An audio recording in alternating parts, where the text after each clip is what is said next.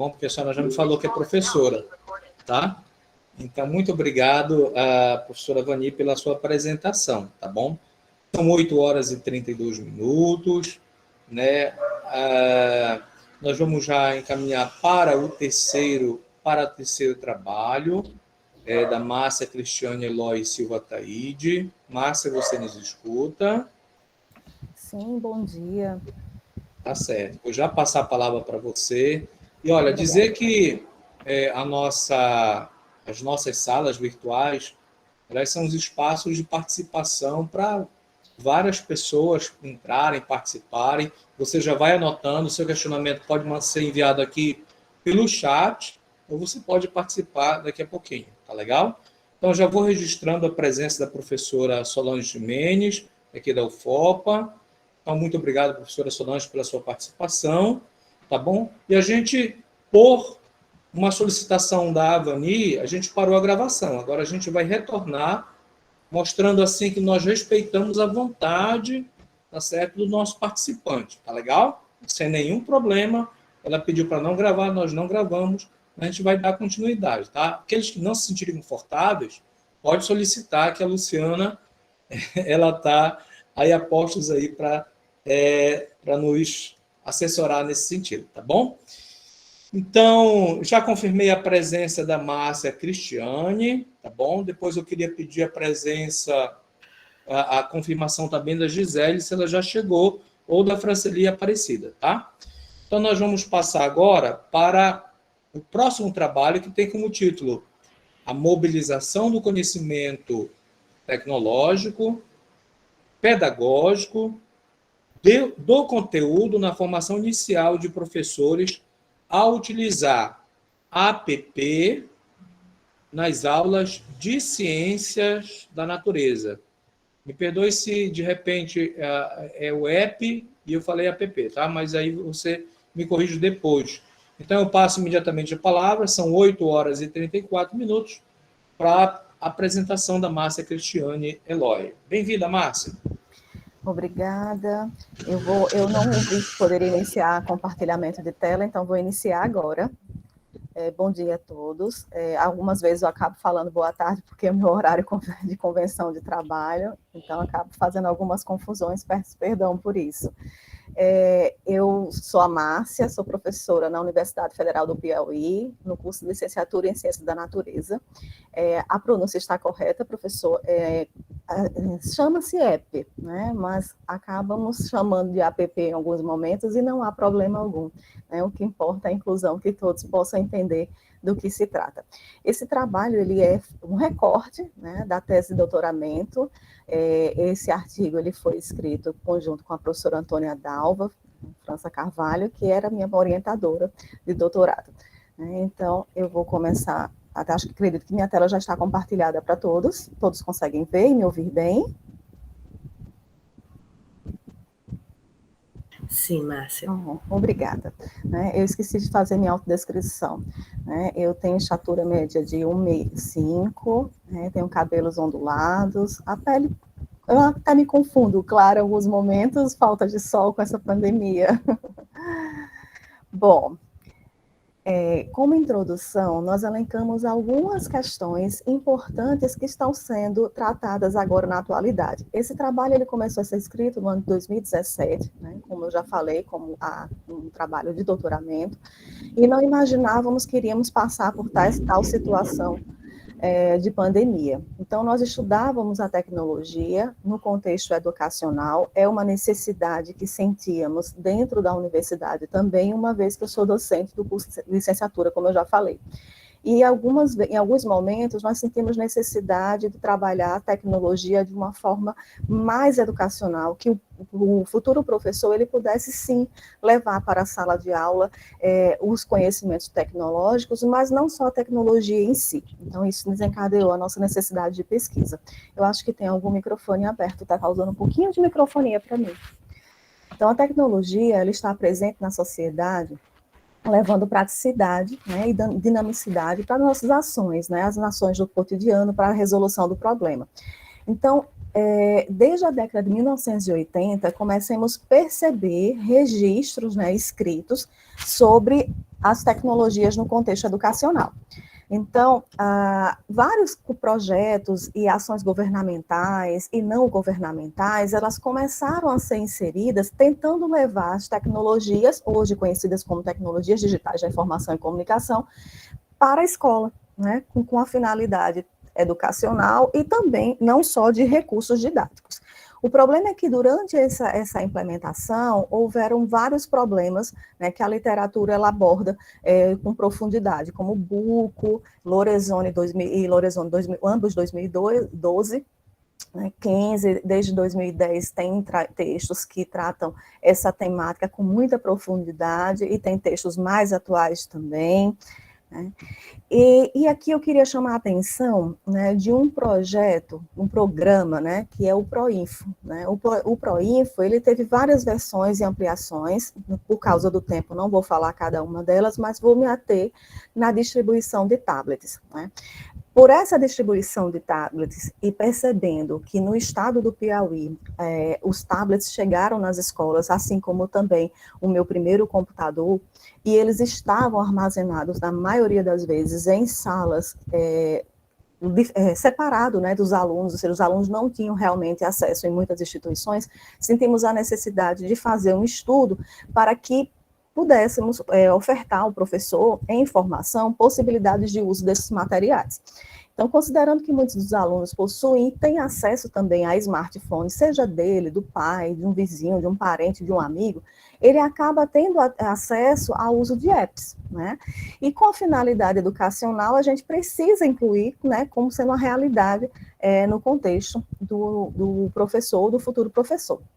Com isso, nós encontramos, a partir da derivação do conhecimento pedagógico de Lee Schumann, né, Kohler e Mishra, eles trouxeram o que a gente conhece de TEPAC, que é essa sigla que eu apresento para vocês no último tópico, que é o conhecimento, a tradução, conhecimento tecnológico pedagógico do conteúdo, para tratar a tecnologia de uma forma não só para enfeitar uma aula, né, mas sim trabalhar de forma coerente, né, racional e também reflexiva o uso das tecnologias. Então, como problema de pesquisa, né, nós elencamos como ocorre a mobilização do TEPAC em residentes da área de Ciência da Natureza da Universidade Federal do Piauí a utilizar aplicativos móveis na prática de ensino. Vejam bem, os nossos participantes da pesquisa, eles faziam parte do programa Residência Pedagógica, do qual eu era docente orientadora. Então, eu acompanhava 24 alunos, desde o início da implantação do programa, né, fiz parte também do processo de implantação do programa Residência Pedagógica na instituição que eu trabalho, e pudemos conviver com esses alunos, verificar em loco as suas dificuldades, as suas necessidades e trabalhar para que elas fossem minimizadas. Então, como objetivo geral, nós temos o de analisar como ocorre a mobilização do TEPAC em residentes da área de Ciência da Natureza da Universidade Federal do Piauí, utilizando aplicativos móveis na prática de ensino. Então, nós utilizamos como referencial teórico para a elaboração dos aplicativos, né, nós podemos sentir muitas dificuldades de encontrar materiais, textos escritos, explicando como poderia ter essa elaboração dos apps. Os materiais disponíveis na internet, tem na internet, no YouTube, em várias redes sociais, acabam nos auxiliando e direcionando para essa criação. Então, nós sentimos muita dificuldade nesse processo inicial de qual seria a escolha, então encontramos Vorderman, que faz uma orientação básica sobre essa aplicação. Né? É um texto internacional, né? Um livro internacional, então não tem publicação nacional ainda a esse respeito. Então, Vorderman, ela recomenda que para fazer um bom app, você precisa ter primeiro uma ideia, a ideia que você quer fazer ou uma adaptação, então a gente pode utilizar jogos já existentes no mercado, desde que tenha uma liberação para isso. Depois, escolher o sistema operacional que será utilizado. Nós optamos inicialmente por utilizar um sistema Android, porque era mais fácil os alunos terem acesso.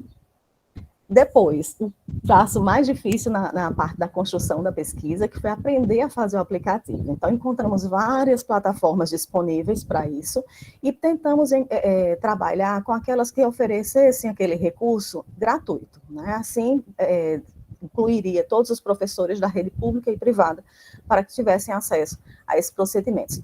Então, nós estudamos bastante essas plataformas, aprendemos a desenvolver o aplicativo, aprendemos a linguagem de programação.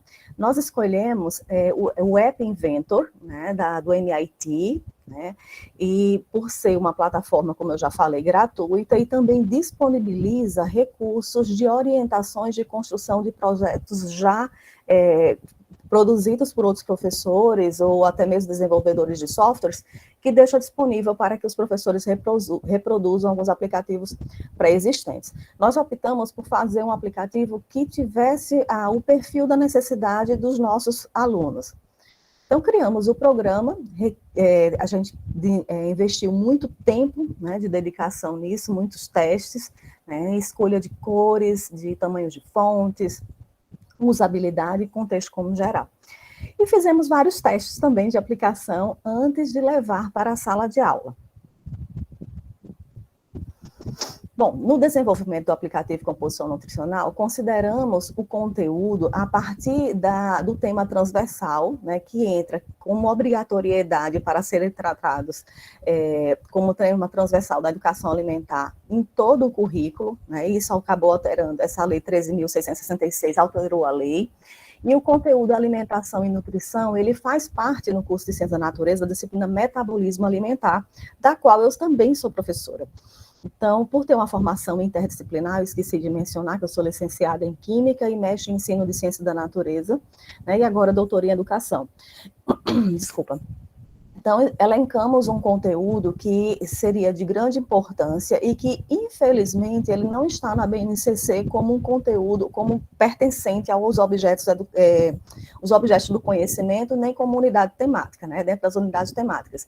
Mas é um tema transversal e como a lei, ela acaba alterando a LDB e trata como obrigatoriedade, então é um tema que o professor de ciência, inevitavelmente, vai ter que tratar.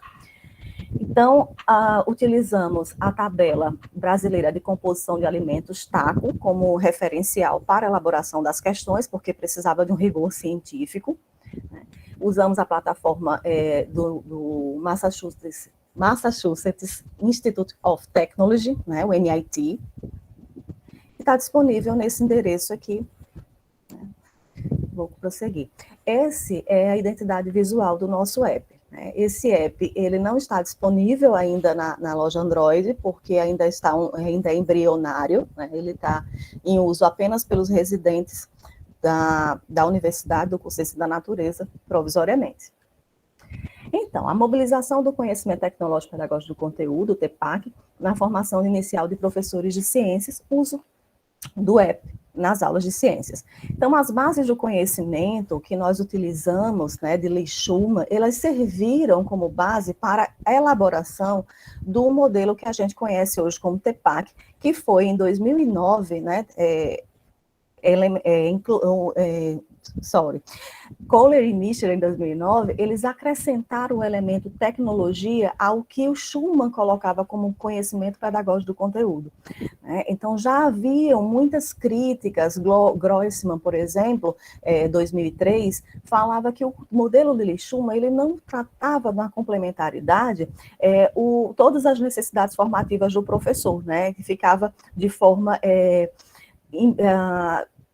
nas sublinhas, né? Então não havia uma determinação. Então esses dois autores, eles utilizaram o termo tecnologia, acrescentaram essa nova sigla e trouxeram uma nova característica no sentido de buscar incorporação e identificação através dessas bases de conhecimento. Então, aqui nós temos uma imagem, vou fazer a descrição da imagem, nós temos dois alunos em frente a uma mesa com dois notebooks, ou dois desktops desligados, e esses alunos estão cada um em sua mão, um celular, um smartphone, com um aplicativo instalado para uso. Esses alunos estão sentados e acima, atrás deles, tem um professor onde observa ações desses alunos, ele está vestido com um jaleco, que é uma característica dos alunos da licenciatura que fazem parte de programas institucionais de iniciação à docência, usar jaleco que identifica esse residente ou esse pibidiano como um aluno da universidade, mas que atua na escola com características de ações docentes. O desenvolvimento do TEPAC, ele é fundamental para o ensino usando tecnologias, sejam elas tecnologias analógicas como as tecnologias digitais, ou seja, todos os professores, eles precisam incluir o seu processo de planejamento, como vai utilizar essa tecnologia, qual será o processo avaliativo, como serão disponibilizados ou desenvolvidos o tempo aula. Então, são todas as questões que estão inerentes a esse uso de tecnologias no ambiente educacional. No subtópico TEPAC na prática educativa, né, nós procuramos identificar, através da aplicação de questionários, as análises desses questionários, a observação participantes das aulas observadas e também da entrevista coletiva com esses residentes, nós identificamos, fizemos as perguntas com relação ao quem já tinha utilizado os apps, algum app, né, com um contexto didático, finalidade educacional, desculpa, está cortando aqui, opa, está muito rápido isso aqui, gente, desculpa. Bom, 66,6% dos alunos participantes da pesquisa, eles elencaram que já tinham usado algum app dentro da sala de aula, tá? Mas apenas, e outros, gente, eu estou pronto. E 66% também disseram que tinham dificuldade a utilizar o app, né? O mais curioso é que apenas 16% informou que já tinha utilizado app da área de ciência da natureza nas aulas de ciências. Veja bem, esses alunos, eles já participavam de programas institucionais de iniciação à docência há um certo tempo. Então, eles já vivenciavam a prática docente e também com experiência em sala de aula. Então, durante a residência pedagógica, nós tínhamos processos formativos também. Esse processo formativo, ele acontecia toda quarta-feira na universidade. Nós tínhamos um espaço de conversa e diálogo que duravam 4 horas, onde fazíamos estudo de materiais referenciais teóricos da área, que eram importantes para a sua prática docente. Fazíamos planejamentos, né? Esses planejamentos eram conjuntos com os preceptores, que eram professores que atuavam na Escola de Educação Básica, e esses preceptores orientavam naquilo que precisava mudar, o que já estava bom, o que precisava aperfeiçoar, e tudo isso era direcionado na intenção de que esses alunos, esses residentes, eles terminassem o curso de licenciatura cada vez mais preparado para a atuação.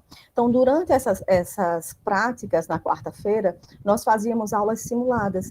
Então, em alguns desses momentos, alguns residentes fizeram a apresentação de aula simulada utilizando um app Kahoot, que é um aplicativo que possibilita a criação de jogos, né, de perguntas e respostas em qualquer área do conhecimento, não exclusivamente para a ciência da natureza. No processo de mobilização do TEPAC, ao utilizar o app, nós percebemos, através da aplicação e da análise do questionário, do diário de campo e da entrevista, que os residentes, eles conseguiam fazer a relação dos conteúdos abordados no app e elencavam, né, com conteúdo sobre alimentos que fazia parte do cotidiano do aluno e também tinha sido estudado na disciplina de metabolismo alimentar, ou seja, ele conseguia fazer a integração do conhecimento específico estudado durante a disciplina de metabolismo alimentar, do conhecimento pedagógico visto nas disciplinas de caráter pedagógico na universidade, né, do conhecimento tecnológico advindo das experiências vivenciadas tanto na residência pedagógica e do cotidiano também de uso das tecnologias, né, e dessa forma fazer uma integração do conteúdo na educação básica. É claro que, em alguns momentos, esse processo ainda estava em desenvolvimento inicial, mas com a insistência, com a continuidade de atuação e de usabilidade desses recursos, eles acabaram aprimorando essas técnicas também. Então, os residentes, eles reconhecem também o uso do celular em sala de aula como uma possibilidade de ensinar ao aluno usar como meio de promoção de novas aprendizagens, também com uso crítico, fazendo a reflexão do que pode usar, o que não pode usar, o papel da fake news, e entre outros. Então, os residentes, eles relataram, através das suas impressões sobre a app Composição Nutricional, e acabaram apontando critérios de melhoria, né? Isso demonstra uma maturidade, ou seja, um desenvolvimento do TEPAC, né, bem ampliado, no sentido de reconhecer o papel da ferramenta, no caso do app, as suas limitações, né, e as suas possibilidades. Como aspectos de melhoria, eles relataram que poderia acrescentar músicas, que poderiam colocar uma interface de mudança de tela, avisando quando precisaria voltar à questão, estudar algum aspecto mais para poder responder a outra questão. Isso foi, com certeza, observado por nós e acrescentados. Então, a integração das bases do conhecimento do TEPAC, percebemos a mobilização e também a construção de saberes ao realizar a aula que foi observada, e também a apropriação dos conteúdos específicos da disciplina, como eu já falei. Os residentes destacaram a interação entre professor e aluno, isso é ótimo, porque realmente, como nós participamos, através da observação participante, isso foi muito evidenciado, os alunos se engajam com as atividades, com o professor, perguntam bastante, isso é importante também para o processo de aprendizagem. Então, a análise das falas dos residentes demonstra indícios das bases de conhecimento pedagógico do conteúdo, tecnológico do conteúdo, ao correlacionar atividades de sala de aula com o uso do celular, e também as aplicações que podem ser utilizadas nos dispositivos móveis. E os residentes mobilizam, sim, as bases do conhecimento e conseguem estabelecer a integração entre conteúdo, tecnologia e pedagogia, que era o nosso objeto inicial. Então, como considerações finais, nós elencamos que as ações governamentais, elas tentaram equipar as escolas de educação básica e formar professores, só que essa inserção da tecnologia e essa tentativa de formação, ela não foi exitosa. As escolas receberam, sim, mais equipamentos, mas não receberam aquela contribuição e aquele apoio de manutenção, né, e também acabaram ficando obsoletos por falta de uso, muitas vezes. A formação não era direcionada para a necessidade, muitas vezes, para a necessidade do professor, então acabava sendo um material na escola para dizer que tem. E os investimentos sem formação e a falta de manutenção acabam inviabilizando o uso de tecnologias na prática educativa em muitas instituições de ensino no Brasil.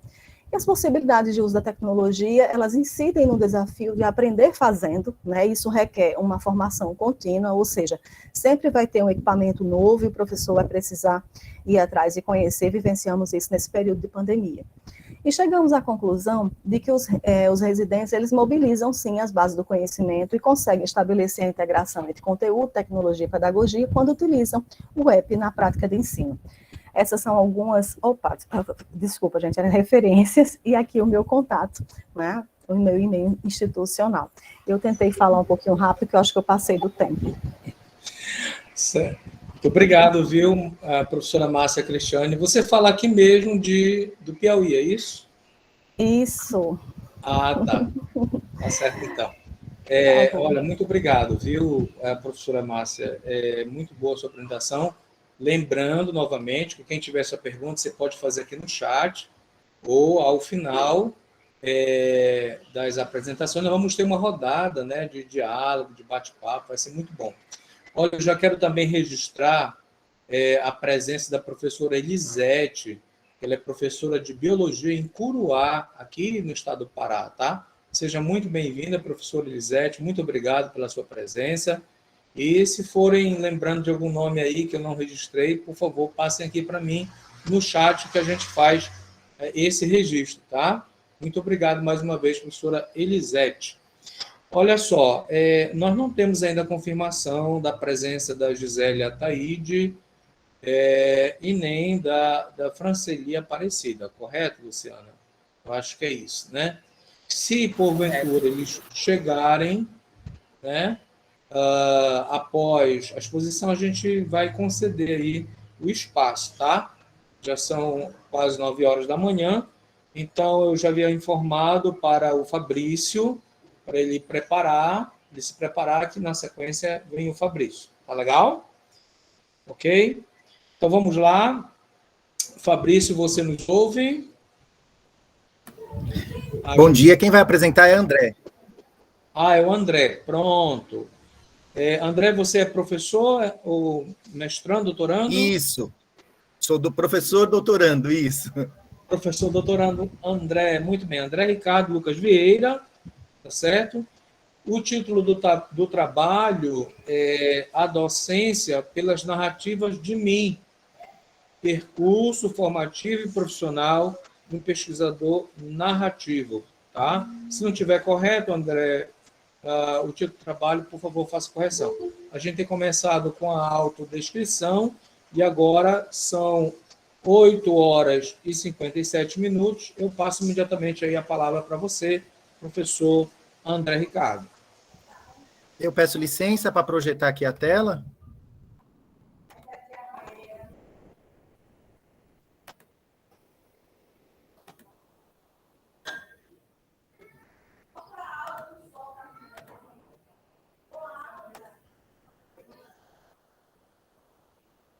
Então, como o professor Alípio disse, meu nome é André Ricardo, tenho 44 anos, tenho 1,76 m de altura, cabelos grisalhos, pardo, uso óculos, olhos pretos e visto uma camiseta verde num plano de fundo com uma estante de livros. O título, então, do nosso trabalho é A Docência pelas Narrativas de Mim, percurso formativo e profissional de um pesquisador narrativo, com coautoria do professor Dr. Fabrício Oliveira da Silva, que é co-orientador do meu trabalho de doutorado pela Universidade Estadual de Feira de Santana, UFES. Na introdução, eu gostaria de deixar claro que esse artigo, esse trabalho, ele é um recorte da minha pesquisa de doutoramento e nós pegamos uma das categorias para poder escrever esse artigo. A proposta do desenvolvimento da tese é uma escrita em primeira pessoa, onde eu demarco a singularidade, a princípio, de toda a trajetória e vivência do próprio autor desse texto, que no caso sou eu. Então, eu narro as experiências que vivenciei durante a minha trajetória de formação e profissão. Isso é bastante interessante à medida em que eu vou me constituindo como um pesquisador narrativo. Então, eu parto das minhas próprias vivências, das minhas experiências, da minha trajetória, tanto profissional quanto de formação, para tentar compreender a narrativa dos meus colaboradores. E é muito interessante também essa perspectiva, porque eu sou formado em matemática pura, né? E licenciado também. E aí se pergunta muito, como é que um professor em matemática, formado em matemática, uma ciência até então concebida como dura, pode se debruçar no contexto do processo de ensino-aprendizagem. Então, nesse sentido, o lugar desse processo de pensar no outro, ele se deu na minha vivência, na minha trajetória, a partir justamente dessa relação com o meu próprio estudante. Então, aqui eu concebo como importantíssimo a questão do cotidiano escolar e como ele se presentifica nas ações minhas enquanto professor, que tenta potencializar a aprendizagem desse estudante. Para o problema de pesquisa, nós elencamos como as aprendizagens experienciais da docência em matemática, elas vão emergir dos processos de auto, eco e heteroformação no cotidiano escolar. Então, é pensar de fato como essas aprendizagens experienciais, elas vão aflorar a partir da minha autoformação, da ecoformação e da heteroformação. Então, no cotidiano. Então, levando em consideração justamente o locus da escola, o chão da sala de aula. Então, é isso que interessa. Como que o professor logra saberes que muitas vezes ele não desenvolveu isso na universidade, porque a gente acredita que essas experiências são experiências que surgem no momento, que me tocam, que me transformam e que me conduzem, me fazem refletir a uma nova ação. Então, e essas experiências, é importante aqui dizer que concebemos essa experiência como algo muito individualizado. De repente, a vivência dessa experiência por outrem não se dá da mesma forma como se deu para mim. Então, é algo muito individualizado do sujeito. Então, é isso que a gente quer buscar, como essas aprendizagens na docência em matemática emergem nesse cotidiano, nessas relações de auto, eco e heteroformação. Isso é o problema da própria pesquisa. Como a gente está fazendo um recorte, então, para o objetivo do recorte, nós pretendemos compreender como o movimento narrativo possibilita aflorar as compreensões de si e da docência que se tece na veia formativa do cotidiano da profissão de professor. Então, aqui o nosso objetivo foi, a partir das minhas próprias narrativas e da minha vivência e trajetória formativa e profissional, compreender justamente a docência, o lugar da docência,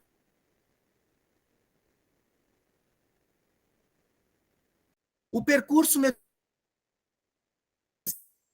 propomos a qualidade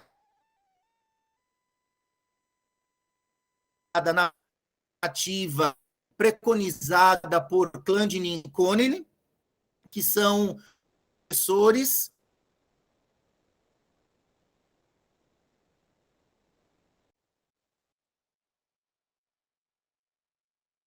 canadenses.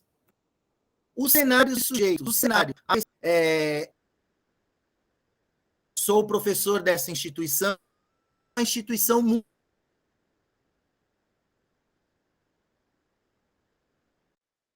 camp. Nós temos 7 campi, e aí, então, eu estou trabalhando com 10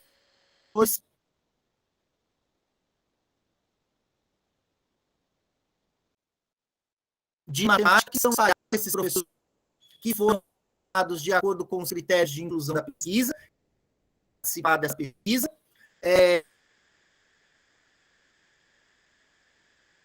Nós estamos o ateliê reflexivo, o momento em que todos os professores, e aí a gente usou essa etapa, já foi usada, nós fizemos 5 encontros via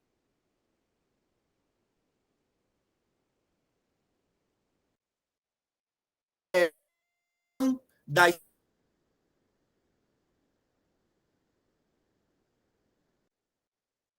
experiência e dos saberes experienciais que emergem do professor. E, para além do ateliê que já envolvido, nós ainda vamos realizar as entrevistas narrativas, e aí individuais, e também são em loco, que eu terei a oportunidade de, na sua sala, uma vez que o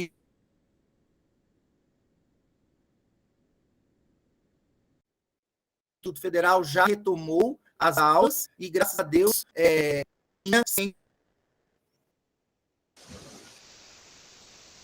Professor André, me escuta?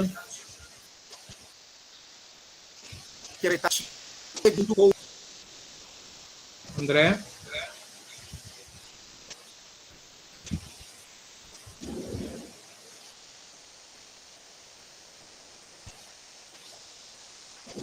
É porque tá inicial, tripulado de forma no cotidiano, para esse com o objetivo que eu já sei, nós mais da formação de professores, no caso de matemática, a minha própria formação, e também a questão da... Tá? Os autores que nós estamos utilizando, Gatti, Nova, Freire, no, especificamente, Fiorentino e Silva, a experiência seguimos o que preconiza La Roça, a aprendizagem experiencial também La Roça e Silva, Polar, Pinot,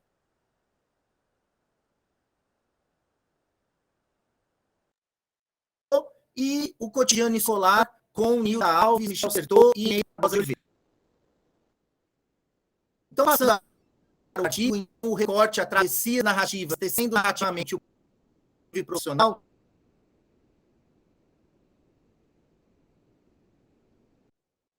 que ele marcam no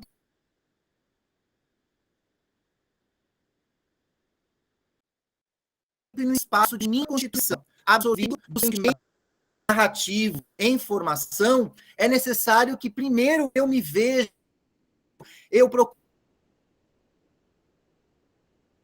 flore o meu trabalho narrativa, busca compreender, né, aquilo que o outro vai narrar, se deixando envolver pela narrativa e pelas histórias e trajetórias que os colaboradores trarão.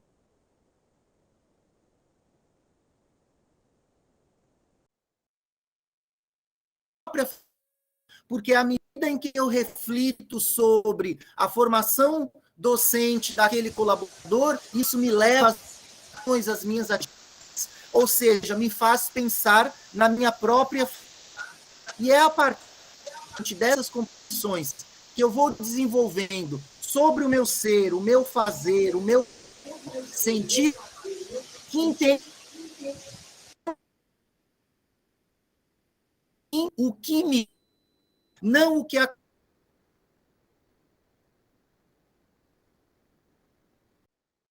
acontece, mas o que me acontece. E ainda não é o que toca. E aí, então, mais uma vez, eu digo que a questão da experiência é algo individualizado. Como passa André, só um minutinho. Você escuta, André?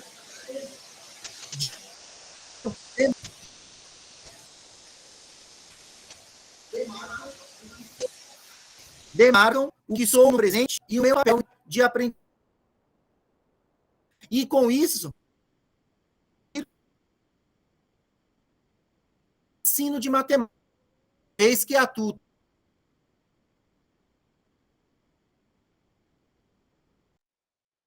como professor na licenciatura de matemática e também sou responsável por professor de matemática.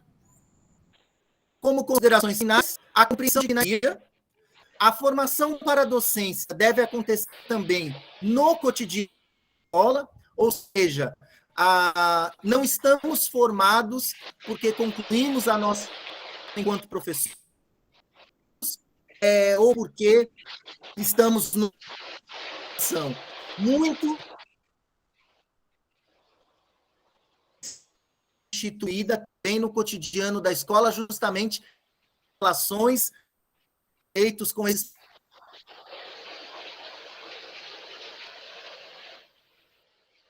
personagens.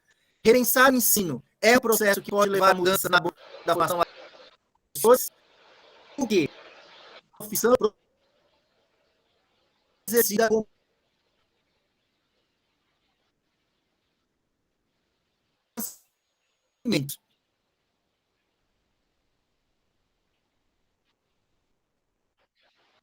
Então, agradeço a oportunidade.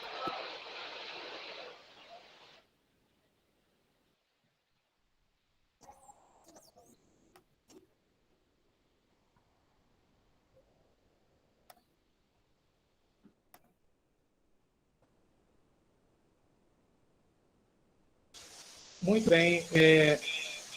Vocês me ouvem bem?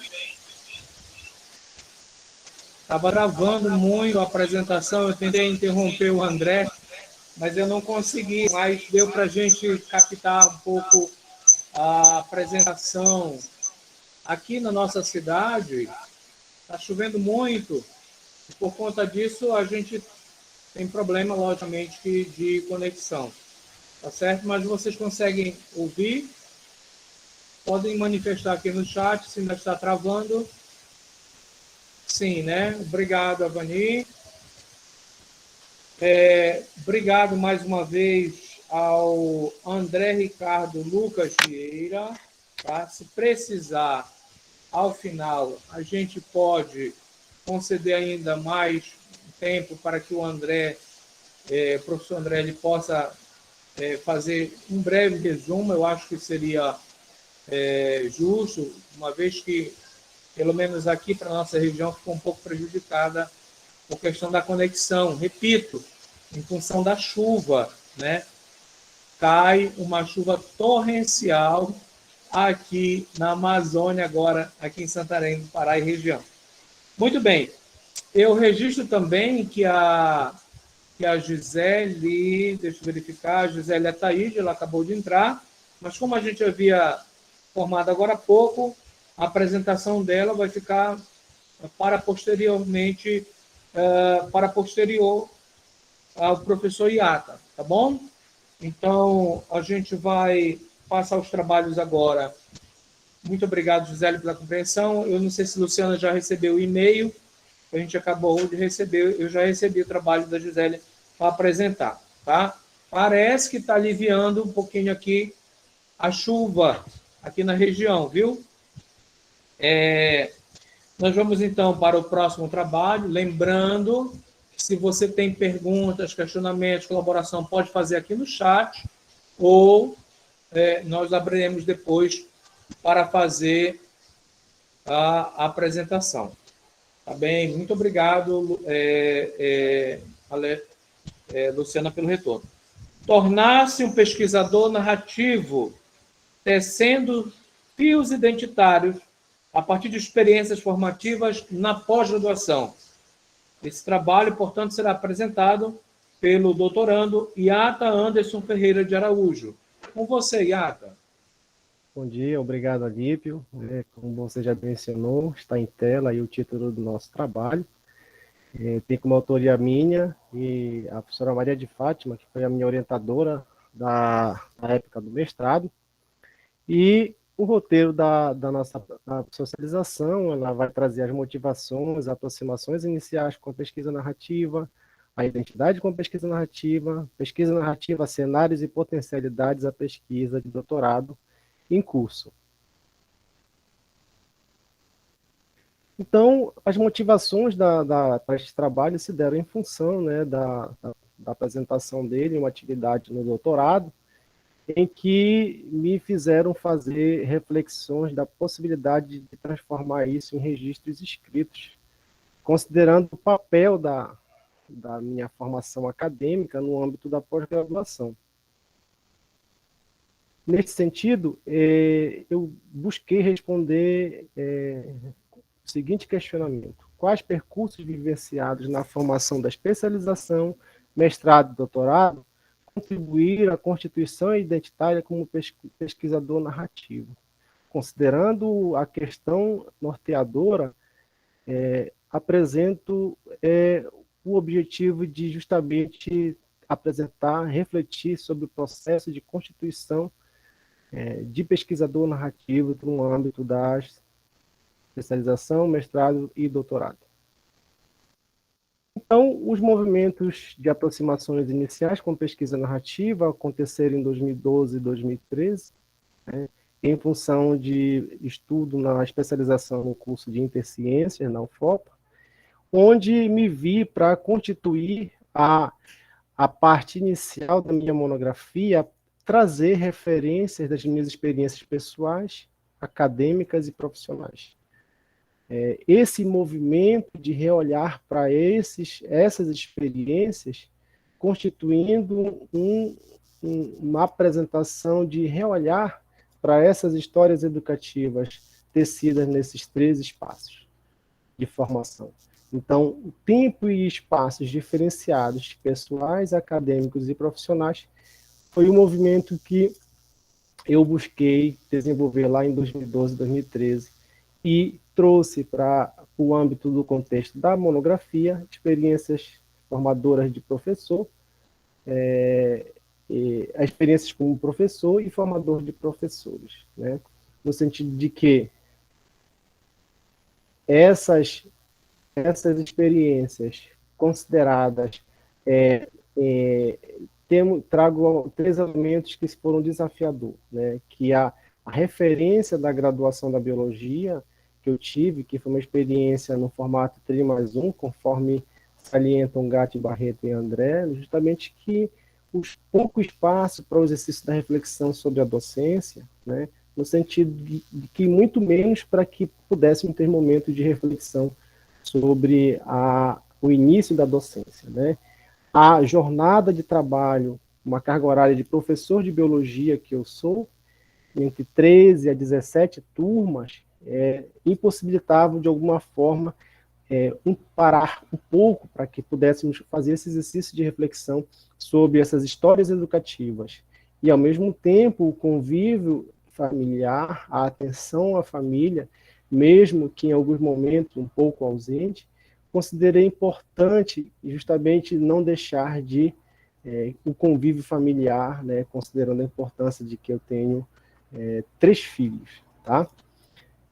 Então, considerando esse movimento, Encontro em FEI, pensar como educador crítico no sentido de que olhar para essas experiências e pensar de como fazer o exercício crítico sobre elas e, ao mesmo tempo, pensar em possibilidade de ressignificação dessas experiências, no sentido de que é possível um processo de transformação das práticas educativas, considerando o que Freire entende como educador crítico. Igualmente, a identidade com a pesquisa narrativa, ela teve seu capítulo e muito importante, foi no mestrado em educação em 2014 e 2015. Por quê?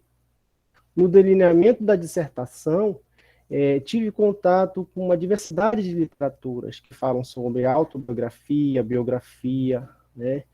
E foi um momento de muita efervescência intelectual, né? Na medida em que houve, eu considero, saltos intelectuais e consegui justamente identificar a pesquisa narrativa como elemento central para o desenvolvimento da tese. Por que pesquisa narrativa? Porque, conforme Cândido e Koenig, ele diz que o conceito de experiência é muito importante considerar nos estudos de pesquisa narrativa, na medida em que o texto de qualificação, a qualificação, a defesa e a versão final da dissertação foram justamente os movimentos pelos quais eu fui também, da mesma forma, me constituindo como pesquisador narrativo, em medida em que era necessário organizar e trazer um texto coerente com o que dizem,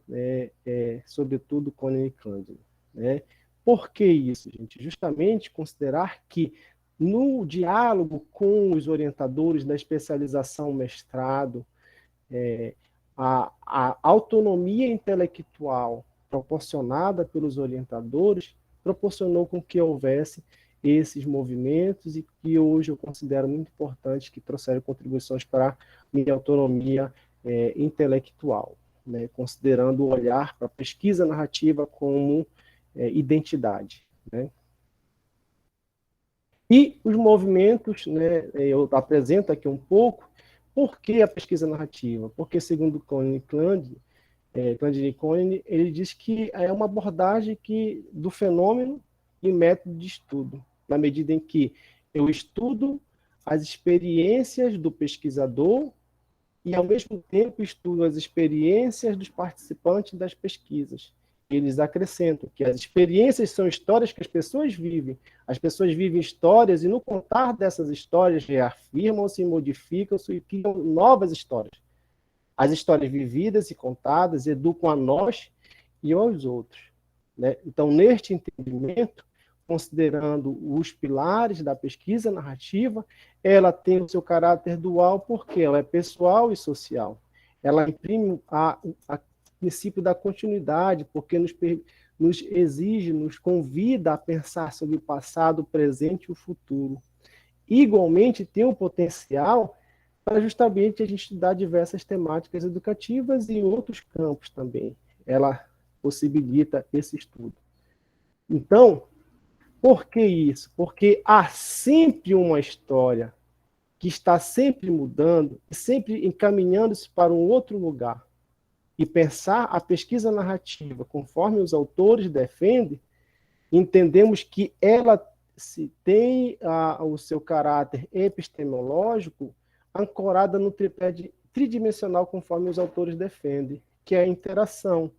É o pessoal, o social. Social, os contextos educativos, os contextos da formação da pós-graduação, e como é que nós lidamos com esses contextos e como é que nós nos movimentamos no processo de reflexão sobre a prática educativa. Continuidade porque pensar o passado, estamos no presente e buscamos o passado para justamente fazermos inferências a um futuro. Né? Então, passado, presente e futuro são elementos a serem considerados na pesquisa narrativa. E a situação do lugar, né? Que contexto é esse? Então, a pesquisa narrativa nos possibilita justamente a caracterização desse espaço.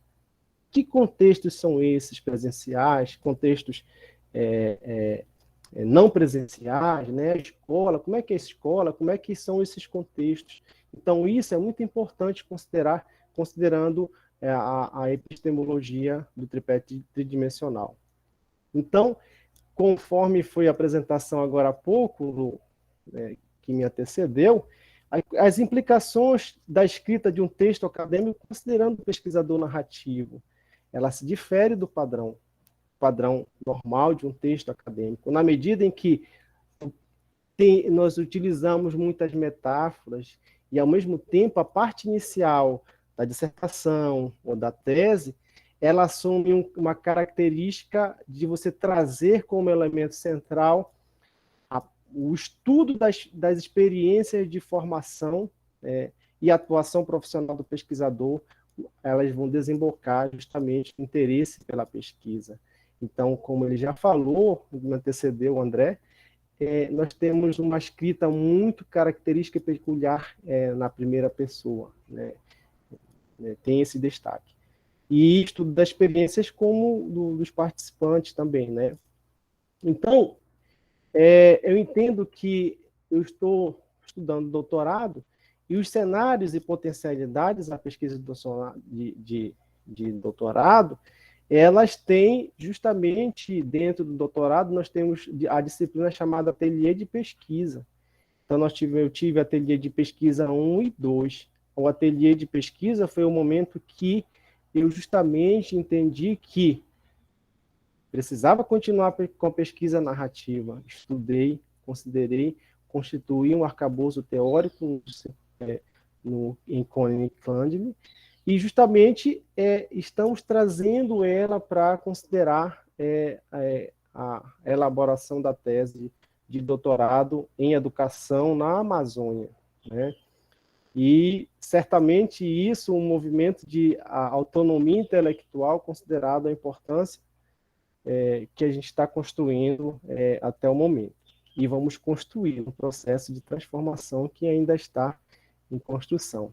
Então, como elementos considerações, entendo que uma questão de destaque em todo esse percurso da especialização, mestrado e agora no doutorado, a autonomia intelectual, à medida em que o orientador ele permite esses sobrevoos do orientando, na medida em que ele vai justamente construindo caminhos coerentes com o seu objeto de pesquisa e com a temática da pesquisa que está em desenvolvimento, né? Então, a pesquisa narrativa como referência epistemológica em pesquisas na educação. E desafios da transição, como bem o André já falou, de um pesquisador tradicional que foi formado na biologia, na ciência dura, que entendia que a pesquisa era somente considerar os aspectos da pesquisa específica na biologia, um pesquisador que caminhou para essa pesquisa mais no âmbito da educação, que tem uma escrita diferenciada, e para chegar em ser um pesquisador narrativo. Então, foram processos de desafios, dilemas, tentativas de desistências, e que consegui superar elas, especialmente no mestrado, e defendendo ela, a pesquisa narrativa na pós-graduação, como experiência para estudo do fenômeno, né, e método de estudo das experiências do pesquisador e, ao mesmo tempo, dos participantes da pesquisa. Essas são algumas referências que eu utilizei nesta apresentação e, meu muito obrigado pela atenção de todos. Muito obrigado, professor Yata Anderson, cumpriu aí o tempo, né? Ainda estava com um tempinho aí, era até 8h29, mas cumpriu rigorosamente aí o tempo. Eu agradeço, tá certo, pela sua participação. Parabéns aí, Yata, o pessoal já está registrando aqui. Parabéns também aos demais apresentadores, tá legal? Nós vamos para a nossa última apresentação, a mestra Gisélia Ataíde Xavier Coutinho, né, da Unimontes. Ela vai apresentar agora o trabalho, que tem como título o planejamento das atividades educacionais por professores bacharéis, tá? Se não tiver correto, Gisele, você pode fazer correção aí com relação à questão do título. A Luciana Maria já está fazendo a projeção. A gente tem pedido para que os apresentadores façam uma autodescrição, tá? Esqueci Então, de fazer a minha dica. Você esqueceu que foi, Yata? Ah, tá. Esqueci. Só um minutinho então, tá, Gisele? Por favor, professor Yata. Bom dia, estou fazendo minha autodescrição. Sou o professor Yata Anderson Ferreira de Araújo. Sou pardo, né? Sou careca, né? Com poucos cabelinhos que não aparecem, né? E tenho olhos claros. Estou vestindo uma camisa cor rosa, né, com entrelinhas brancas, e sentado numa cadeira estilo youtuber, né? E ao fundo eu tenho uma parede branca com aparecendo uma cortina vermelha e uns ladrilhos, né, de cores diferenciadas. Obrigado. Obrigado, Yata. Entendeu, Gisele, como é a autodescrição? Simples, né? Tá bom? Então, 9h29, eu passo então a palavra à mestra Gisele Ataíde Xavier Coutinho. Com você, Gisele. Bom dia a todos. Eu quero agradecer por estarmos reunidos aqui neste momento. Peço desculpas pelo meu atraso em entrar na sala em função de um compromisso de trabalho. Bom, meu nome é Gisele Ataíde Xavier Coutinho. Este meu trabalho é um recorte da minha dissertação de mestrado, e eu fiz a minha defesa agora no dia 5 de novembro, ao qual fui aprovada e sou mestre. Bom, a minha experiência no curso de fisioterapia, eu sou fisioterapeuta, e a minha experiência é como bacharel, professora bacharel no curso de fisioterapia, então no ensino superior, e por isso o direcionamento da minha pesquisa é dentro desse âmbito educacional. Este trabalho é o planejamento das atividades educacionais por professores bacharéis, como eu disse, é um recorte da minha dissertação, sob a orientação da professora doutora Franceli Aparecida dos Santos. Foi um trabalho completo, e agora vou fazer a apresentação dessa comunicação oral. O próximo, por favor. Bem, neste artigo, traremos aos leitores as discussões e reflexões que fizemos sobre a formação continuada de professores, e nele nos organizamos para apresentar a temática de como acontece a construção do planejamento e dos planos de ensino dentro da perspectiva do processo de formação de professores bacharéis, em específicos fisioterapeutas. O próximo. Nós sabemos que todo o processo, né, que vamos desenvolver, precisamos programar, planejar, e na prática educacional não poderia ser diferente. As aulas e todo o curso são organizados e planejados para que o processo de ensino e de aprendizagem aconteça de forma gradual e constante. O planejamento é um processo de organização da atuação docente. Os objetivos, conteúdos, métodos que estão ligados às nossas ações, que são reflexo, né, dos contextos sociais que vivenciamos. prever as ações docentes baseadas em opções político-pedagógicas, levar em consideração os problemas sociais, econômicos, políticos e culturais que envolvem o processo de ensino e de aprendizagem, direcionam de forma consciente a ação docente, segundo Libânio, 1994. O próximo, por favor. Então, como que foi o traçado, né? Como que é o perfil dessa nossa pesquisa? Os participantes.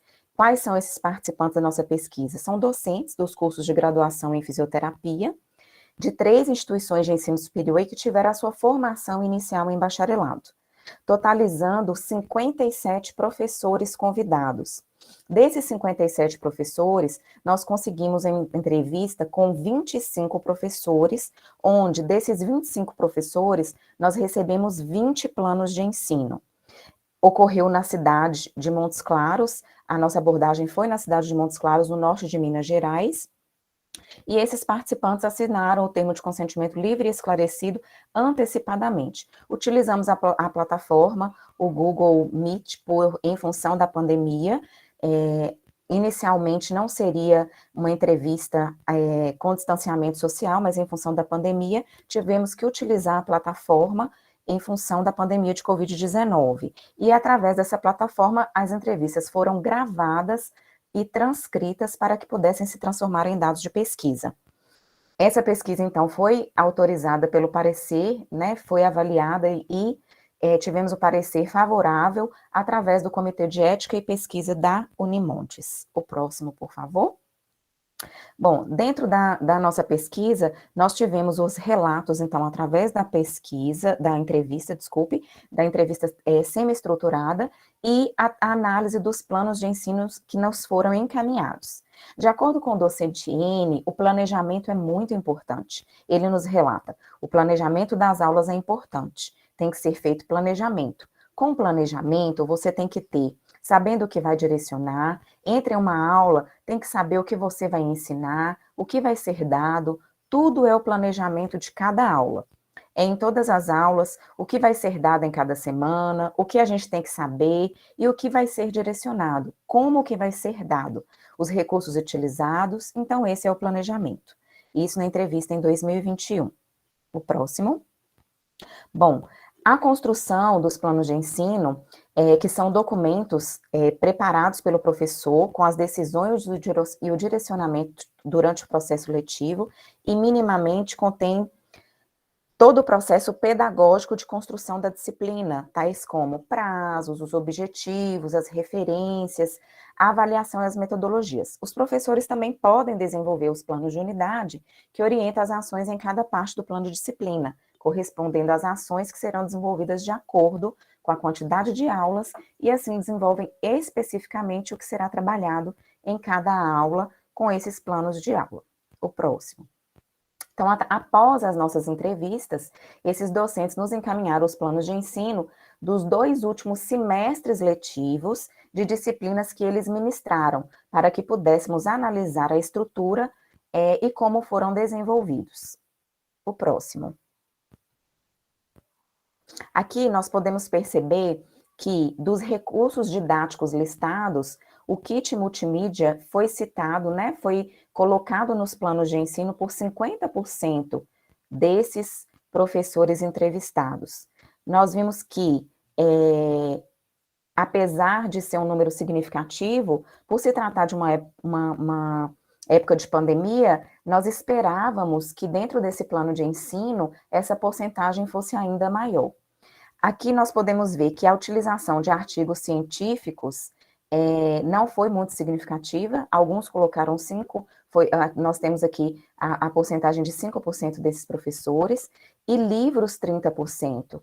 Nós podemos ver também que em função da pandemia, às vezes acesso à biblioteca e a livros foi dificultado, e a utilização de plataformas virtuais, muitas vezes foi o que facilitou a vida desses docentes e desses estudantes, apesar de não ter sido apresentado nesses planos de ensino. O próximo, por gentileza. Dentre as metodologias listadas, nós vimos aqui que ainda a aula expositiva, ela é um recurso bastante utilizado. dentro dos planos de ensino, ela está aqui como um recurso, como uma metodologia. 55% dos professores utilizam a aula expositiva como metodologia dentro das suas disciplinas. O próximo. As metodologias listadas como avaliação. Esses professores também nos enviaram, né, dentro dos planos de ensino, nós vimos que a prova ainda é um recurso muito utilizado. 40% utilizam a prova discursiva e outros 40% utilizam a prova de múltipla escolha. Muitos desses professores nos relataram durante a entrevista que esse processo avaliativo é uma estrutura direcionada pela própria instituição de ensino superior. Então, é um direcionamento em que a instituição de ensino superior promove de como será esse processo de avaliação da aprendizagem dos seus estudantes. O próximo. Aqui eu relato, né, o processo avaliativo é geralmente padronizado de acordo com a instituição de ensino superior, entretanto, muitos docentes percebem que fora desse padrão imposto, é possível perceber se o estudante está conseguindo aprender e corresponder às exigências necessárias para que seja possível alcançar os objetivos da aprendizagem. Todos os docentes que participaram da nossa pesquisa, 100%, seguem as orientações de ensino superior das instituições de ensino superior que estão vinculados para estabelecer seu planejamento e métodos de avaliação. Todos eles nos relataram que recebem essas orientações para estruturar o plano de ensino, para direcionar os métodos de avaliação. O próximo. Perguntamos durante a entrevista, né, sobre essa estruturação dos planos de ensino e recebendo os planos de ensino, nós observamos a presença ou não de objetivos, uma estrutura tão importante dentro do plano de ensino. Os objetivos, tanto objetivo geral quanto objetivos específicos. Vimos que 70% desses professores traçaram o objetivo geral dentro do plano de ensino e 50% objetivos específicos. Imaginávamos também que o objetivo geral em específico estaria em 100% desses planos de ensino. E com a pesquisa nós vimos que não, que 30% não apresentaram objetivo geral. É fato, né, que nos comprova o quanto a formação continuada com princípio pedagógico, em especial a didática, é importante no ensino superior, principalmente para os docentes com formação inicial bacharelado.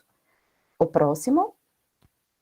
A maioria dos planos de ensino recebidos, 90%, apresentaram, né, conteúdo programático, o que seria desenvolvido no decorrer do semestre. Essa referência é bem significativa e traz uma representação de que os professores têm uma previsão e intenção organizada acerca do que precisa ser ensinado aos estudantes no que se refere ao conteúdo das disciplinas que eles ministram. No entanto, os 10% que foi representado nos planos de ensino não tem essa previsão. E é um aspecto que pode ser considerado um processo de formação continuada, pois os professores podem saber quais são os conteúdos a serem ministrados, mas não conseguem organizá-los de forma didática e pedagógica no plano de ensino apresentado. O próximo. Assim também ocorreu com as referências bibliográficas. Elas estão presentes, né, em 100% dos planos de ensino encaminhados, sendo que 80% deles ainda não apresentam as referências complementares. Então, o que foi possível perceber? Todos apresentam as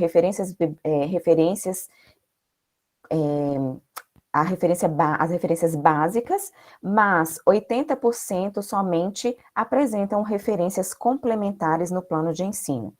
Para os estudantes, que são a parte essencial do processo educacional e didático, receber descrito no plano de ensino esse conteúdo e as referências, além de proporcionar uma síntese da disciplina abordada, dará condições de uma busca antecipada das referências básicas e complementares que serão utilizadas durante o curso, além de mostrar uma organização e uma preparação desse docente dentro do conteúdo que ele vai ministrar durante o semestre.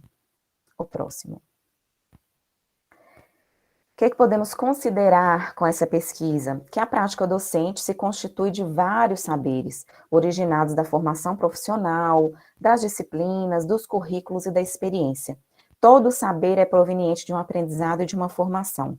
Então, mesmo não apresentando formação pedagógica de forma escolarizada, o professor bacharel que está na sala de aula, ele consegue, através da sua vivência e da sua experiência enquanto estudante, conduzir a sua atuação e vencer os desafios que podem surgir dentro de uma sala de aula. O próximo. Algumas referências utilizadas para essa apresentação. Agradeço a atenção de todos.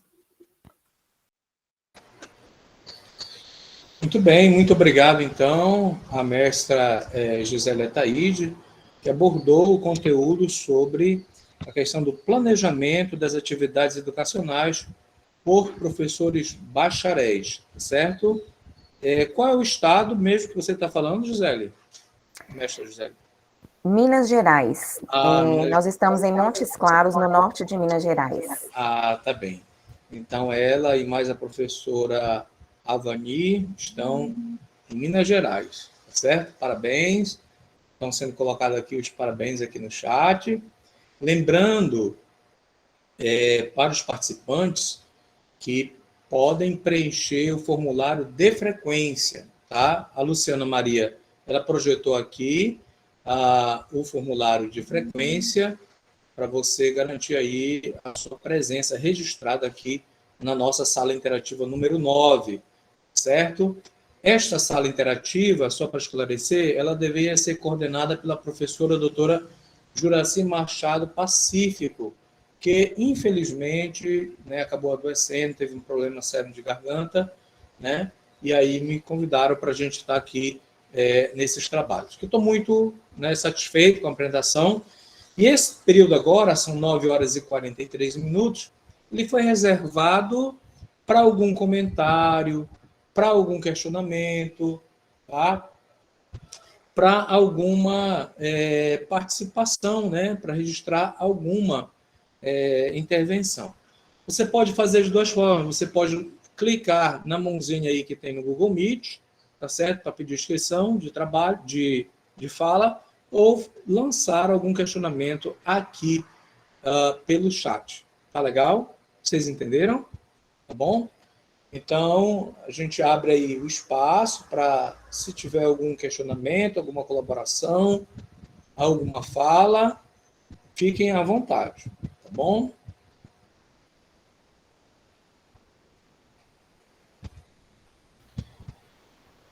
É só clicar aí na mãozinha ou fazer uso aqui no chat.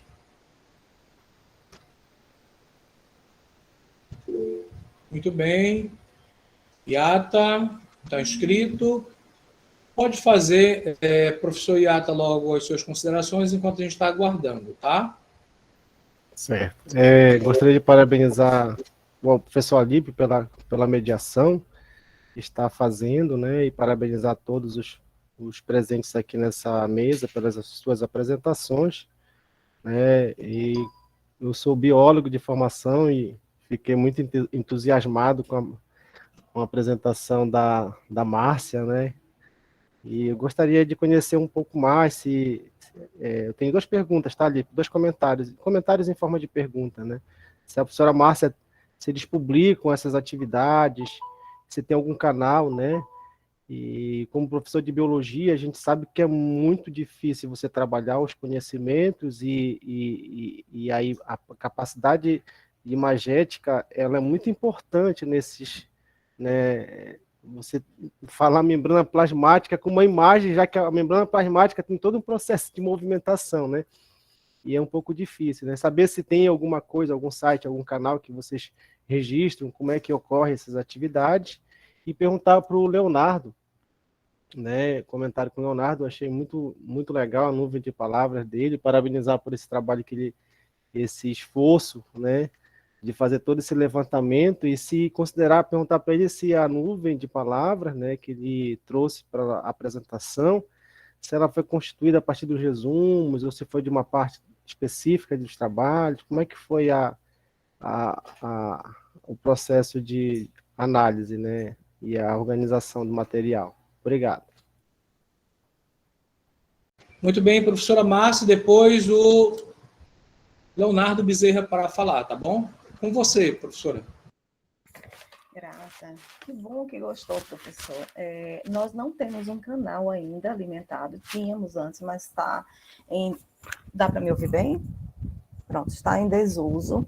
Né? Essa pesquisa ela foi construída num momento muito turbulento, né, em que eu não tive afastamento da instituição, embora tivesse entrado na pós-graduação com a vaga de capacitação interna, mas é uma realidade que a gente precisa falar, sim. Né? O meu objeto de pesquisa, ele trazia a necessidade de trabalhar com os licenciandos e também com os residentes, né, do programa Residência Pedagógica. E foi condicionado o meu afastamento, então eu acabei tentando deixar, para conseguir fazer acontecer a tese, eu precisei fechar alguns canais, algumas atividades que eu tinha, mas agora que eu concluí, eu vou reativar e terei o maior prazer de compartilhar, podemos trocar contatos aí. A tese em si tem um tutorial de como elaborar o app, esse mesmo app, com passo a passo ilustrado, porque a intenção é que um professor na educação básica ou no ensino superior, ele possa, sim, fazer, mesmo que por forma de reprodução, ou até mesmo criar novos aplicativos, né? Mas eu tenho um grupo de pesquisa que nós estamos desenvolvendo várias atividades tecnológicas e midiáticas, né? Que usa recursos imagéticos, e a gente pode, sim, compartilhar essas ideias. Eu acho que é importante nesse processo, né, mas eu precisava justificar aqui, né, essa dificuldade que eu acho que muitos de vocês passam, né, de fazer a pós-graduação, atuando também em sala de aula, né, sem redução alguma de carga horária. Essa foi a realidade desse projeto aí, foi construída nesse sentido. Tá? Mas, professor, todos os materiais que nós temos um grupo de pesquisa, cursos, né? E, inclusive, vamos lançar agora os cursos de extensão, que serão realizados de forma remota e será aberto para qualquer pessoa poder cursar. Né? Essa é a ideia. Que a pesquisa ela possa, sim, entrar na escola, não só a escola que foi campo, né, de aplicação, mas também todas as instituições que tiverem e professores que tiverem interesse. Espero ter respondido, professor. Só informar o seu e-mail e o nome do grupo de pesquisa. Tá bom, eu vou colocar no chat, tudo bem? Tá. Pronto, obrigada, gente. Obrigado pela pergunta, professor Iata. Parabéns também pelo seu trabalho, por todos os colegas. Parabéns também à Lívia pela mediação da mesa, tá bom? Eu fiz a leitura dos resumos de todos os trabalhos, buscando a metodologia que era utilizada, a gente selecionava essa metodologia, os objetivos, os sujeitos, os principais autores, o aporte teórico e o resultado.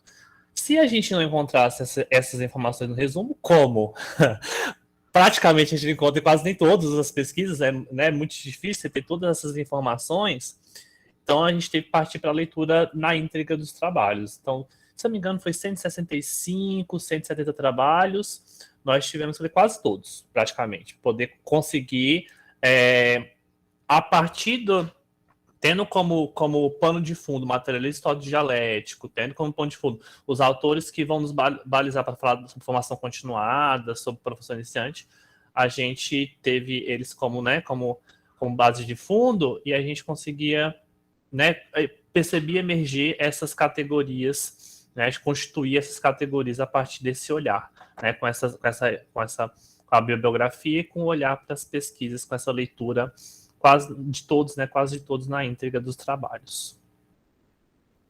Espero ter respondido. Respondeu sim, muito obrigado, Leonardo e professora Márcia. Olha, a professora Márcia também compartilhou aqui no chat o nome do núcleo de pesquisa e também o e-mail, tá bom? Então, foram essas as considerações. Eu não tenho registrado aqui no chat, se alguém gostaria de fazer algum questionamento. Tá? Enquanto vocês vão pensando aí, tá tendo muitas parabenizações pelos trabalhos. Tá? A gente notou, por exemplo, que nesse grupo, nessa sala, a questão do percurso da docência. E a gente percebeu uma abordagem muito voltada também, não apenas para a questão da formação básica, mas principalmente para a atuação do professor de educação superior, né? E aí eu queria dialogar, passar a palavra para a Avani e para Gisele, né, sobre essa questão da atuação desses profissionais no ensino superior, né? A Avani, ela nos fala, a Avani, desculpa, professores iniciantes em construção, né? Então, caminhos da docência na educação superior. Gisele, a Taíde, ela fala justamente sobre essa questão dos professores os professores bacharéis, professores no bacharelado, né? E a gente vê, por exemplo, que em se tratando dessa questão dos professores, né, do ensino superior, como é que poderia ser construído, digamos assim, um processo de formação para que não houvesse tanta resistência com relação a participar desses processos? Vocês notam que há, por exemplo, uma certa resistência para participar do processo de formação continuada? Passo a palavra para a Avani e depois para a Gisele Ataíde.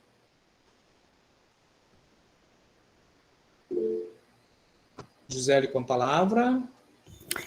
Então, professor, nós tivemos, sim, igual a nossa, pelo que eu coloquei aí dentro do perfil dos profissionais que nós abordamos, nós convidamos 57 professores e tivemos a adesão de 25. A maioria desses professores que participaram, nós tivemos que insistir diversas vezes por e-mail, por mensagens de WhatsApp, pesquisa, todo mundo que está envolvido com pesquisa, a gente sabe que é muito prazeroso, mas existem os desafios, não é verdade? E a gente contar com a disponibilidade do profissional, do professor em participar, em nos conceder um tempo, o seu tempo para participar, então, assim, foi árduo para a gente conseguir essas 25 entrevistas. Eu confesso para vocês que não foi fácil. Eu aproveitei o período de dezembro e janeiro, em que esses professores poderiam ter mais tempo de nos conceder essas entrevistas, porque durante o semestre letivo a gente entende que realmente é muito corrido, né? A vida acadêmica ela é muito corrida. Então, aproveitamos tanto, eu comecei a entrar em contato desde antes, para que talvez em dezembro e janeiro eles pudessem agendar conosco um horário para participar dessas entrevistas. E aí, com isso, conseguimos a adesão desses 25 professores que foram entrevistados através do Google Meet, gravamos essas entrevistas que depois foram transcritas. Ok, muito bem. A Avani gostaria de fazer um comentário. Enquanto a Avani está se programando, na minha concepção é difícil, porque essa fase, ela Pode completar aqui, Avani. Tá? Eu vou fazer esse registro. Olha, eu não poderia... Só acrescentar uma coisa, professor. Pois não. As pessoas que eu mais tive facilidade para fazer essa nossa pesquisa, justamente os professores que já têm mestrado ou doutorado ou que estão nesse processo de mestrado. Eu acredito que por vivenciar essa questão da pesquisa, então eles colaboraram, eles tiveram uma resposta mais rápida em aderir à nossa pesquisa. Então, a gente percebeu que quem já está envolvido nesse processo de pesquisa demonstrou mais abertura, sabe, em participar da nossa pesquisa. Foi interessante. Muito bem. Obrigado. Olha, a Avani Maria também, ela registra de que essa fase é marcada por um período solitário, né, Avani? Além da solidão, os professores desenvolvem outro tipo de sentimento, denominado de angústia pedagógica, e combina a solidão, desamparo e despreparo.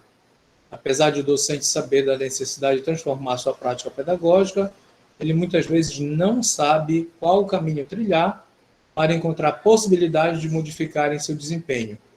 Aliado ao sentimento de solidão, desamparo e despreparo, há ainda as pressões de seu ambiente de trabalho, principalmente pela cobrança institucional. Muito obrigado também aí a Ataíde, a Vani e a professora Gisele Ataíde pela sua participação. Olha, eu não poderia também deixar de registrar que há aqui no chat, o Leonardo disse, muitas pesquisas com olhar a partir das narrativas também. Interessante esse olhar a partir da historicidade do caso jeito. É verdade. Esse foi o compartilhamento tanto do André Ricardo quanto do professor Iata, né? Sobre essa questão do docências pelas narrativas e o pesquisador narrativo, mostrando para a gente que a pesquisa qualitativa ela tem também essas outras formas de investigação que precisam ser valorizadas. Olha, muito legal também esse registro, né? E também o trabalho que o Leonardo nos mostrou sobre a questão do coordenador pedagógico com o professor iniciante, né? Eu acho que o Leonardo ele utilizou o Canva para fazer a apresentação, foi isso, Leonardo? Foi bem interessante aí a apresentação, né? Foi, né? Bacana. E olha, e a professora Márcia falou do app, né? Do app que vai estar aí nas aulas de ciência da natureza, né? E o grupo dela está pesquisando sobre isso. Gente, são 9 horas e 58 minutos. Lembrando que a nossa mesa, a nossa sala, ela vai até as 10 horas. Tá? Eu já vou encerrar, porque daqui a pouquinho nós vamos ter às 10h15, tá? Uma participação muito especial no evento, falando sobre a questão da formação do professor para educação básica e superior, tá certo? Dos conflitos e tensões, as possibilidades formativas. Vai ser agora às 10h15, com a presença da professora Emma Passo, da professora Giovana Ferreira, da professora Bernadette Souza Porto e da professora Sinara Almeida. Então, às 10h15 começa essa mesa redonda virtual para vocês acompanharem. E o professor Iata também, me lembrava agora há pouco, para a gente finalizar, fazer o grande finale dessa nossa sala interativa, da gente ligar, abrir as nossas câmeras, para a gente fazer uma linda foto aí. Eu vou pedir para a Luciana Maria para nos ajudar nesse processo, tá? Vocês poderiam abrir. Muito obrigado, professora Márcia Cristiane, pela sua participação. Isso, vamos abrindo as câmeras. Luciana, eu tiro aqui, né? E você também abre, por favor, aí a câmera, tá, Luciana Maria? Tá certo? Todo mundo com a câmera ligada, tá? Eu vou contar até 3. Prepara aí, Luciana Maria, para você tirar a foto do pessoal, tá bom? Então, eu vou conferir. 1, 2, 3. Agora, Luciana, sorrindo. Registrou, Luciana? Muito obrigado, Luciana. Olha, eu quero agradecer também os trabalhos técnicos aí da Luciana Maria. Pessoal, muito obrigado. Um forte abraço para todo mundo. Lembrando que tem muita atividade aí para a gente continuar. Parabéns pelos trabalhos apresentados. Professor Iata, pode falar. Saudações da Amazônia, saudações de Santarém para todos vocês que são do Nordeste, do Sudeste. Forte abraço a todos vocês, tá? Bom registro, Iata, bom registro, tá bem? Muito obrigado a todos, a todas, a todos. Tá bom? Parabéns mais uma vez, parabéns a Leonardo, parabéns a Vani, Márcia Cristiane, parabéns, Gisele Ataíde, muito obrigado, André Ricardo e professor Iata, muito obrigado pela participação. Nós vamos encerrar agora os trabalhos. Mais uma vez, Luciana Maria, muito obrigado, professor Hector e a equipe, e vamos daqui a pouquinho continuar a programação às 10h15, tá legal? Bom dia e bom dia. Gravou então, né, Luciana Maria?